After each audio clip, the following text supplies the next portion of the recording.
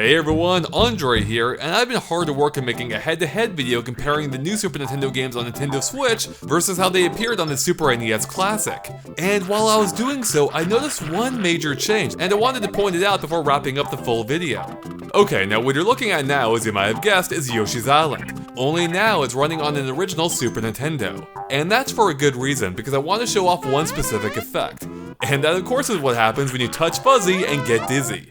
And in the original game, every time you touched one, it would briefly cause the screen to pixelate before turning into a crazy psychedelic looking dream thing with everything moving all over the place, including the background. It was a super cool looking and extremely memorable effect. Now if we head over to the Super NES Classic, the exact same thing holds true. Except for one major difference. Every time you touch a Fuzzy, the background inexplicably disappears. It's quick, but it's definitely noticeable. And I have no idea why that is. All I know is that it shouldn't happen and that it looks wrong. And that's one of the very few faults I found in the emulation on the Super NES Classic.